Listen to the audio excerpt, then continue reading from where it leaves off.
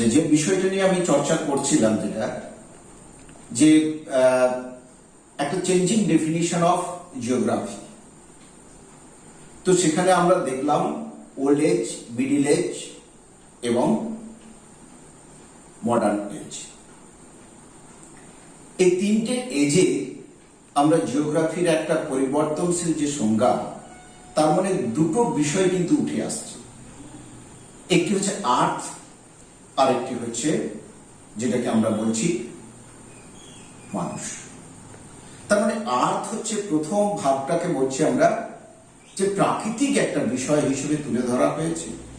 সেই প্রাকৃতিক বিষয়ের মধ্যে মূলত হচ্ছে বায়োটিক যে এলিমেন্টস, তাকে বিশেষ করে গুরুত্ব দেওয়া হয়েছে।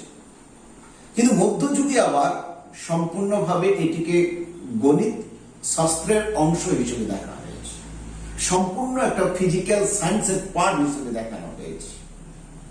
কিন্তু মডার্ন এজে সেখানে দুটো পার্টকে দেখানো হয়েছে, একটা এনভায়রনমেন্ট অর্থাৎ নেচার অথবা পৃথিবী, আর একটি হচ্ছে মানুষ। কারণ মানুষকে এখানে বিশেষভাবে গুরুত্ব দেওয়া হয়েছে। Man is the natural product of the environment, অর্থাৎ বায়োটিক এলিমেন্টস এর মধ্যে মূল যে উপাদান হিসেবে যদি বলা হয় সেটি হচ্ছে মানুষ। কারণ আমরা ব্যারোজের যে সংজ্ঞা, যে geography is the study of human ecology, এই মানব বাস্তুতন্ত্রের বিজ্ঞান আমরা চর্চা করেছি। তাহলে আমরা যদি দেখি যে এই যে কতগুলো শব্দ কিন্তু এই চেঞ্জিং ডেফিনিশনের মধ্যে যুক্ত রয়েছে। একটি হচ্ছে আর্থ। এই আর্থ শব্দটি কোথা থেকে এসেছে? আর্থ শব্দটি একটি গ্রিক শব্দ। প্রথম গ্রিকদের যে দেবতা, যে গ্রিক গডেস, যেটা হচ্ছে গাইয়া,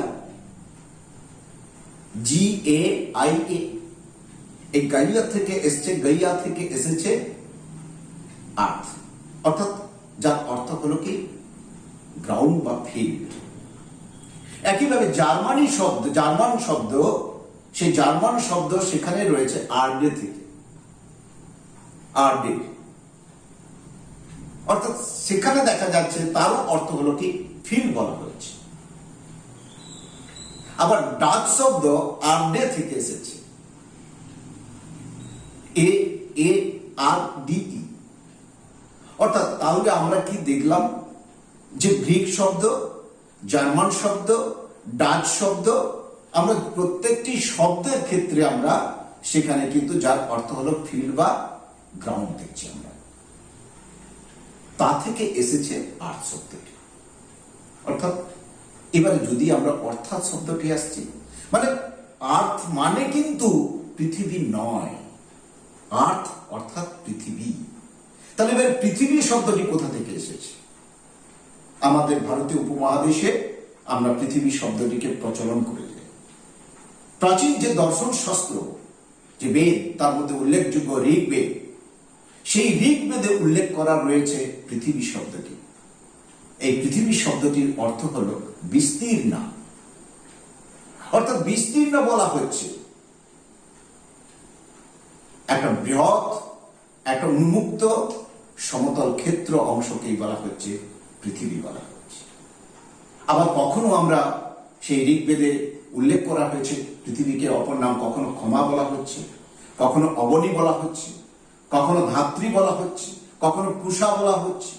অর্থাৎ বিভিন্ন ভাবে আমরা কিন্তু শব্দগুলোর অর্থ আমরা খুঁজে পাই। অর্থাৎ আমাদের ইন্ডিয়ান যে জিওগ্রাফিক্যাল থট, যে পুরাণ, যে শাস্ত্র, যে সমস্ত প্রাচীন যে আমাদের যে দর্শন শাস্ত্র রয়েছে, সেখানে কিন্তু পৃথিবী শব্দটিকে উল্লেখ করা রয়েছে। তার মানে আর্থ মানেটা যে বিষয়টিকে বলা হচ্ছে, আর্থ যে বিষয় নিয়ে চর্চা করছে, পৃথিবীও সেই বিষয় নিয়ে চর্চা করে। অর্থাৎ পৃথিবী একটি আলাদা শব্দ, আর আর্থ হচ্ছে একটি আলাদা শব্দ। আমাদের শব্দটি, পৃথিবী শব্দটি ঋগ্বেদে উল্লেখ রয়েছে, আর ওখানে হচ্ছে গ্রিক যে সমস্ত গডেস, গ্রিক যে গডেস, তাদের একজন দেখা হয়েছে যে যার জন্য কেউ আছে যে গাইয়া, এই তা থেকে কিন্তু আর্থ শব্দটিকে ব্যবহার করা হয়েছে।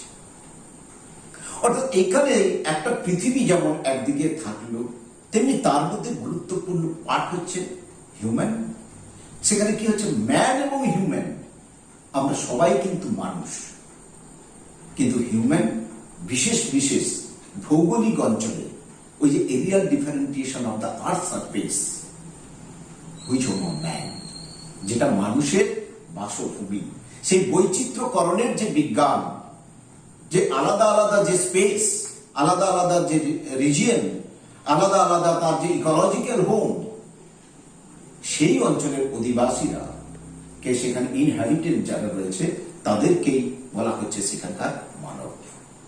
তুন্দ্রা অঞ্চলে এস্কিমোরা মানব, অস্ট্রেলিয়ার বিন্দুপুরা মানব, যেখানে সৌদি আরবে বেদুইনরা মানব, আমাদের ছোন্নাগপুর মালভূমিতে সান্তালরা মানব, নীলগিরি পার্বত্য অঞ্চলের টোডারা মানব। অর্থাৎ পৃথক পৃথক ভৌগোলিক অঞ্চলে পৃথক পৃথক ভাবে তারা কিন্তু বসবাস করে থাকে এবং সেখানকার প্রাকৃতিক পরিবেশের উপর নির্ভর করে। অর্থাৎ সেক্ষেত্রে হিউম্যান তাদেরকেই সেই পার্টিকুলার যে ক্ষেত্র অংশ বা যে ভৌগোলিক অঞ্চলে যেখানে কি হচ্ছে মানুষরা এমন এমন জায়গায় তাদের যে নিজস্ব যে কর্মসংস্কৃতি গড়ে ওঠে, নিজেদের যে জীবনযাত্রা প্রণালী গড়ে ওঠে, খাদ্যাভ্যাস, পোশাক পরিচ্ছদ, অর্থনৈতিক ব্যবস্থা, যাবতীয় যা কিছু, এমনকি দেখা যাচ্ছে ধর্মীয় সংস্কৃতিও পর্যন্ত ভৌগোলিক, যেমন হচ্ছে আমাদের যদি বলা হয় এই বনাঞ্চল, ঝাড়গ্রাম বনাঞ্চল এরিয়াতে, এই ছোনাগপুর মালভূমি শাল ফরেস্ট এরিয়াতে শাল গাছকে পুজো করে একটা অর্থকরী গাছ হিসেবে। আবার তেমনি দেখা যাচ্ছে যে কেরালায় সেখানে নারকেল গাছকে বিশেষভাবে তারা পুজো করে। আবার পুজো করছে কোথায়, তামিলনাড়ুতে কলা গাছকে পুজো করছে, পাঞ্জাবে গম গাছকে, আমরা পশ্চিমবাংলাতে ধান গাছকে পুজো করছি। অর্থাৎ অর্থকরী ফসল হিসাবে সেটা কিন্তু আমাদের একটা ধর্মীয় সংস্কৃতি বা আচার আচরণ বা সামাজিক রীতিনীতি গড়ে ওঠে। এটাই হচ্ছে জিওগ্রাফি। অর্থাৎ জিওগ্রাফি এমন একটি বিষয়, হোয়াট, হোয়ার, হোয়াই, কি, কোথায় এবং কেন, এটা নিয়ে জিওগ্রাফি আলোচনা করে। জিওগ্রাফি কেবলমাত্র একটা সায়েন্সের সাবজেক্ট বা একটা পার্ট অফ ম্যাথামেটিক্স নয়, পার্ট অফ সায়েন্স নয়। জিওগ্রাফির মধ্যে একটা সিস্টেমেটিক সায়েন্সের সঙ্গে সিস্টেমেটিক জিওগ্রাফির একটা সুন্দর রিলেশন রয়েছে। কিরকম? আমরা যদি দেখি যে physical science, biological science and social science, এই তিনটে সায়েন্সকে আমরা মেনশন করি, উল্লেখ করে থাকি। কিন্তু সেই তিনটে যে এই যে সায়েন্সের সঙ্গে সিস্টেমেটিক জিওগ্রাফির কি সম্পর্ক রয়েছে, সেখানে আমরা দেখতে পারি ফিজিক্যাল যে সায়েন্স, যেখানে রয়েছে ফিজিক্স, মেটেরিওলজি, এই ফিজিক্স এবং মেটেরিওলজির সঙ্গে আমাদের জিওগ্রাফি, ক্লাইমেটোলজির সম্পর্ক রয়েছে। জিওলজির সঙ্গে জিওমরফোলজি বা ল্যান্ডস্কেপের সম্পর্ক রয়েছে।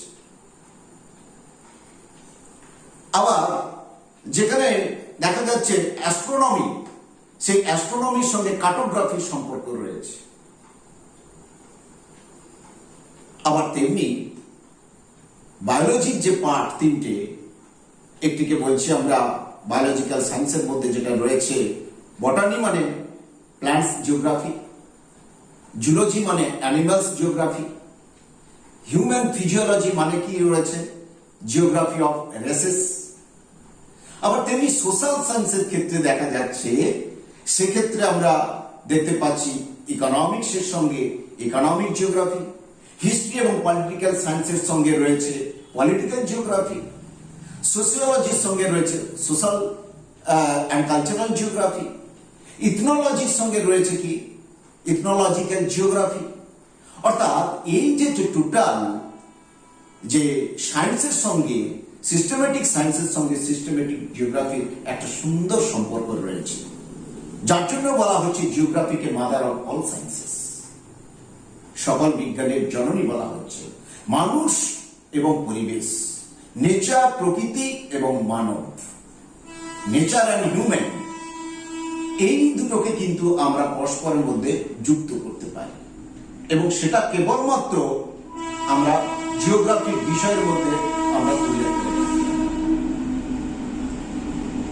তাহলে কি দেখলাম আমরা, যে নেচারের সঙ্গে ম্যান, নেচারের সঙ্গে হিউম্যান, এনভায়রনমেন্টের সঙ্গে ম্যান, এগুলোর মধ্যে একটা আত্মিক যোগ রয়েছে, একটা রিলেশনশিপ গড়ে রয়েছে, যে রিলেশনশিপের মাধ্যমেই আমরা জিওগ্রাফি ডিসকাস করে থাকি। What, where, why, inquiry. একটা সবসময় রিসার্চ করে, একটা ইনকোয়ারি করে, কারণ আমরা জানি প্রত্যেকটা প্লেসে সেখানে জিওগ্রাফির অনুসন্ধান করা যায়। কেন রাজস্থানে এত বালুকার উৎপত্তি হলো, কেন ওখানে এত, রাজস্থানে মকরানাতে এত মার্বেল পাথর পাওয়া যাচ্ছে, সাতপুরা পাহাড় অর্থাৎ আমরা পাঁচমারিতে কেন স্যান্ডস্টোন এত দেখা যাচ্ছে, তার মানে একটা বিষয় জানতে হবে যে কোনো না কোনো সময় আমাদের রাজস্থান যে মরু অঞ্চল সমুদ্র গর্ভে অবস্থান ছিল। সেটা আজ থেকে অনেক, প্রায় 15 থেকে 16 কোটি বছর আগে দেখা যাচ্ছে। কয়েক কোটি বছর আগে সেখানে সমুদ্রের ফলে লাইমস্টোন, চুনাপাথর বা ডলোমাইটের স্তর, সেটা আস্তে আস্তে আস্তে আস্তে সেটা মেটামরফিজম হয়ে আজকে মার্বেল পাথরে পরিণত হয়েছে।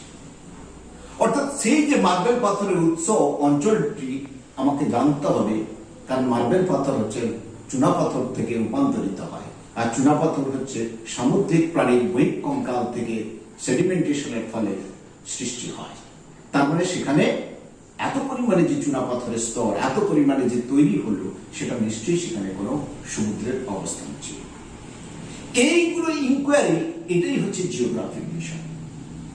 প্রত্যেকটা বিষয়ের মধ্যে একটা জিওগ্রাফিক অনুসন্ধান করে থাকে, যে কোথায় কেন আজকে পারস্য উপসাগরীয় অঞ্চলে এত পরিমাণে খনিজ তৈল ভান্ডার কেন, ফোরামেনিফেরা, এই যে সামুদ্রিকগতি কীট, একটি ফোরামেনিফেরা পরিস্তরে চাপা পড়ে আজকে পেট্রোলিয়াম, অর্থাৎ যেটাকে বলছি আমরা পেট্রা প্লাস আলিয়াম, মানে শিলাতে, মানে খনিজ তেলের সৃষ্টি করেছে।